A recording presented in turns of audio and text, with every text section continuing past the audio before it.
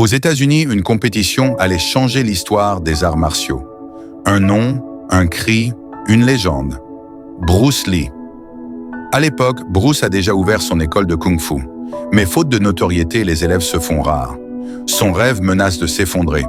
Alors il décide de frapper un grand coup. Participer au prestigieux championnat national de karaté, organisé chaque année à Auckland. Son objectif ? Remporter le titre et faire connaître le Kung-Fu chinois à toute l'Amérique, où tout le monde croit encore que seuls le karaté et le taekwondo règnent en maître. Mais un problème surgit. Les inscriptions sont déjà closes. Les organisateurs refusent catégoriquement. Même si vous venez de New York, vous attendrez l'année prochaine. C'est alors que son ami Xiaobo réplique avec malice « En refusant l'inscription de Bruce Lee, vous refusez carrément le futur champion. » Le hasard fait bien les choses. Hoffman, le triple champion en titre, entend la provocation. Piqué dans son orgueil, il décide d'intervenir. « Celui qui pense pouvoir me détrôner est déjà là ?» Bruce répond calmement. « Oui, je suis venu ici pour te battre. » Amusé par tant d'audace, Hoffman use de son statut pour lui permettre de s'inscrire.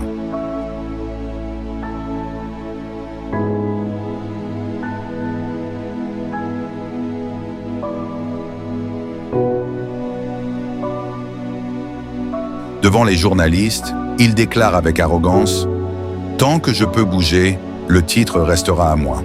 Personne ne peut m'affronter plus de 3 rounds. » Le jour du tournoi arrive. Bruce Lee enchaîne les victoires. Ses points, rapides et précis, éliminent un adversaire après l'autre. Il atteint la finale.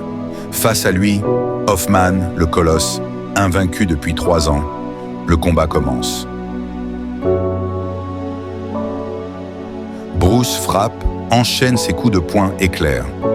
Mais rien ne semble atteindre Hoffman, qui encaisse sans broncher. Pire, le champion profite d'une ouverture, le saisit et le projette violemment au sol. Une lourde frappe, un coup de pied monstrueux. Bruce chancelle, sonné. À ce moment-là, quelque chose se passe. Dans son esprit, il entend le rugissement d'un lion.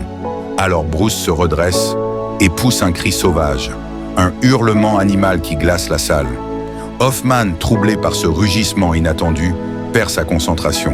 Son équipe proteste aussitôt. Ceci n'est pas une arène de gladiateurs. Ces cris perturbent notre champion. Mais après délibération, les arbitres tranchent. Bruce Lee n'a enfreint aucune règle. Le combat reprend. Hoffman attaque de plus belle, profitant de sa puissance physique. Bruce recule, plie, mais ne rompt pas. Les 2 hommes s'empoignent à la gorge. Hoffman soulève même Bruce dans les airs. Mais au moment critique, Bruce déclenche son coup secret, le coup de la queue du dragon. Un mouvement fulgurant qui projette Hoffman au tapis. Fou de rage, le champion perd ses moyens. Ses attaques deviennent brouillonnes. Bruce, au contraire, garde son calme. Il esquive, contre-attaque, frappe avec précision. Et enfin, il terrasse le triple champion. Le public est en délire. Bruce Lee vient de vaincre l'homme que personne n'osait défier. Son nom résonne désormais dans toute l'Amérique. La légende du Kung-Fu est née. Mais cette victoire a aussi des répercussions en Chine. Là-bas, la nouvelle choque les cercles martiaux.